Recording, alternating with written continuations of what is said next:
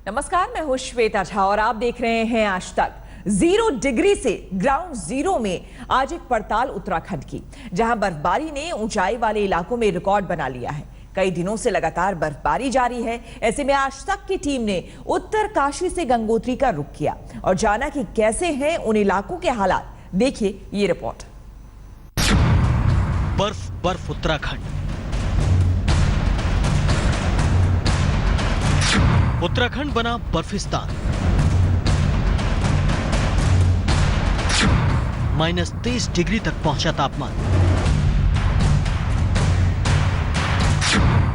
Minus पारे के बीच ground zero पर आज तक। जिस उत्तराखंड में हिमपात ने सारे रिकॉर्ड तोड़ दिए हैं, जिस हिमपात ने पूरी वादियों को सफेद चादर से ढक लिया है, आज उसी उत्तराखंड के जर्रे जर्रे का हाल देख लीजिए। आज तक आपको दिखाएगा गंगोत्री इलाके का हाल। ग्लेशियर के करीब पहुंचते ही रूह कपाने वाली ठंड और हिमपात की जुगलबंदी की तस्वीरें बेहद रोमांचक हैं। पहाड़ों में हो रही लगातार और मूसलाधार बर्फबारी ने उत्तराखंड की पूरी तस्वीर बदल दी है। उन तस्वीरों की खूबसूरती, खूबियों और खासियत और दूसरे अनछुए पहलुओं को जानने के लिए आज तक की टीम निकली हिमवादियों के इस सफर पर।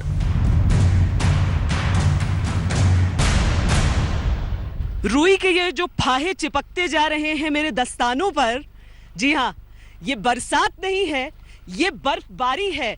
हम जा रहे हैं गोमुख की तरफ। हालांकि बीच में ही रास्ता बंद होगा, ये हमें बताया गया है, लेकिन जहां पर सबसे अधिक बर्फबारी और जहां पर ये बर्फ जो है बताया जाता है कि पहाड़ों का अमृत है, वो बरस रहा है।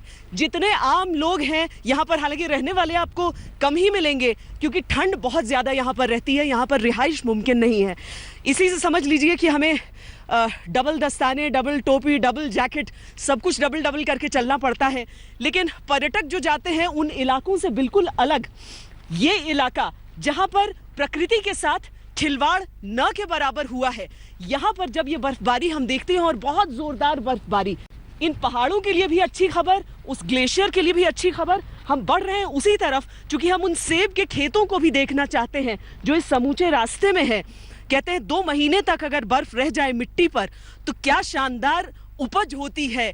पूरे देश के लिए भी एक अच्छी खबर रहेगी वो। हम आगे बढ़ते हुए कैमरा पर्सन अमित कुमार और विशाल बहल मेरे साथ साथ, और हम इस सफर पर अपने साथ आपको आगे लिए चलेंगे। लाइव बर्फबारी यहाँ पर, लेकिन कई फीट बर्फ आगे भी।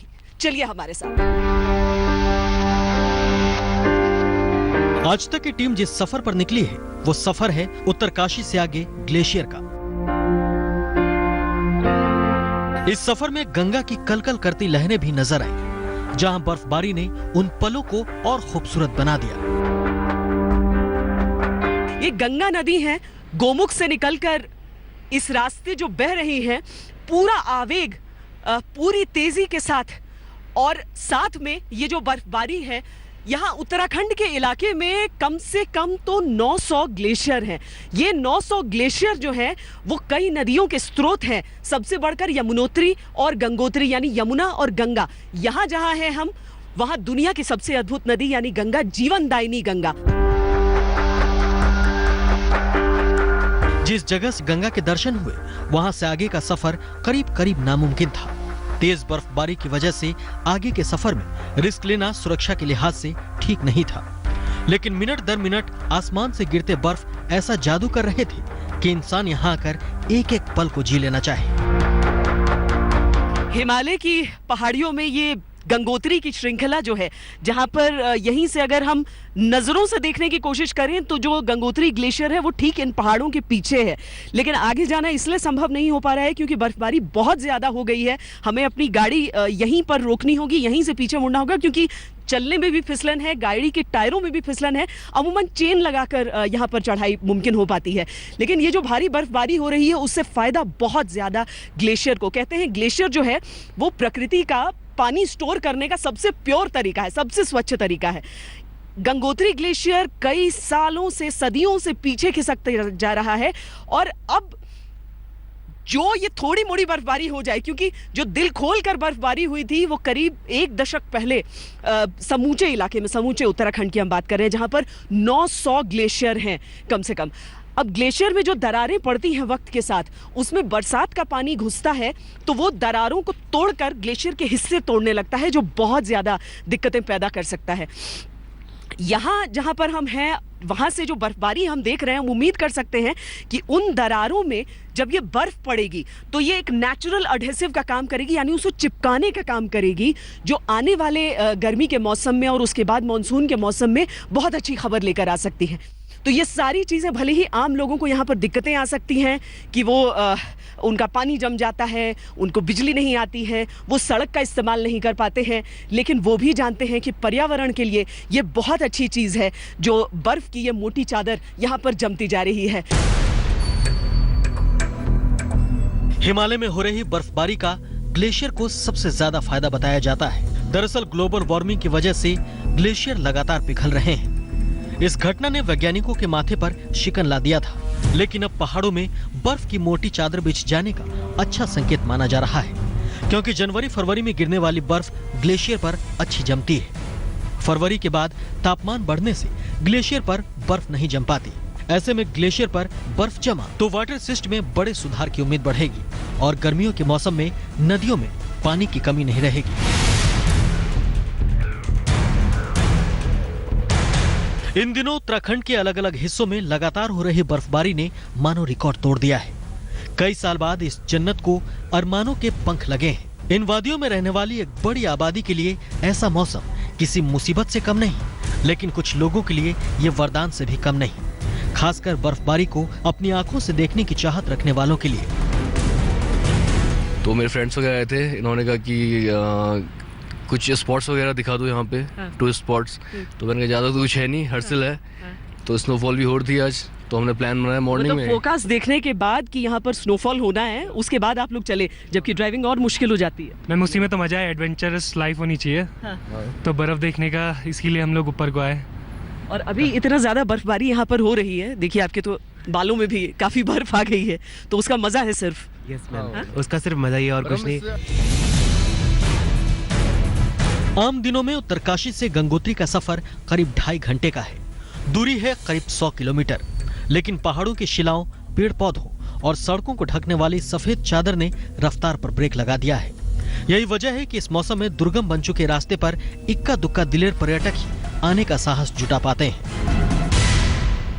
मुश्किल ज़्यादा होती है बर्फबारी में, क्योंकि सबसे ज़्यादा ट्रांसपोर्टेशन हमारा बंद हो जाता है। क्योंकि मेन हमारा ट्रांसपोर्टेशन है। लेकिन हमारी नदियां तो इसी से बहती हैं। नहीं मैम, मुश्किल लोकल्स के लिए, यहाँ पे जो लोकल्स, यहाँ पे जो विलेज वगैरह है, वो तो नीचे आकर फिर रहते हैं, वो अपने घरों को ज्यादातर लोग जिनसे बातचीत होती ऊपर भी रहते हैं। ऐसा नहीं, वो जो उनकी यंग जनरेशन है वो नीचे आती है, बस वो शिफ्ट करते हैं, हर्सिल से वहाँ शिफ्ट करते हैं डुंडा, एंड डुंडा से मतलब 6 मंथ का उनका सीजन रहता है, लाइफ आसान रहे।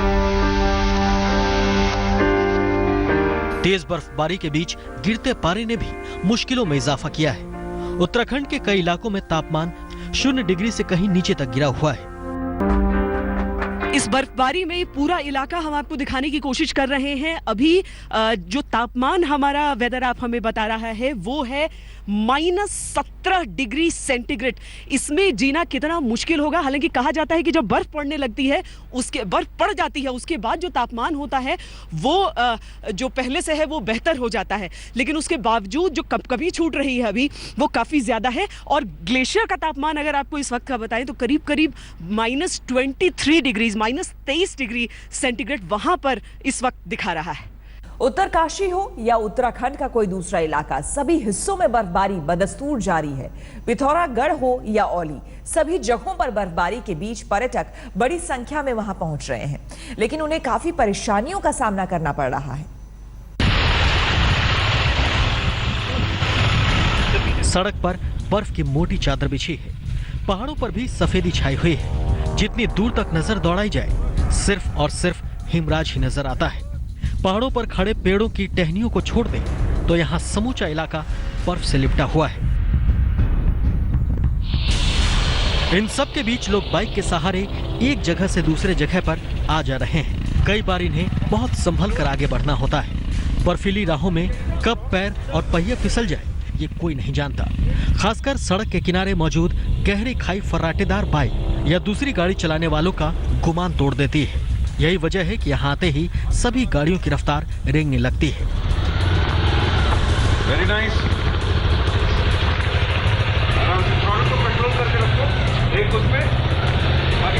वैसे यहाँ जोश और जुनून का रोमांच भी देखने को मिल रहा है। सड़क पर बिछी बर्फ की मोटी परत पर बाइक दौड़ाने के ख्वाहिशमंद अपनी हसरतें पूरा कर रहे हैं। बर्फ पर बाइकिंग खासी मुश्किल है। यहाँ पहिए बार बार फिसलते हैं। इसके बाद भी कई नौजवान रेसिंग में मशगूल हैं।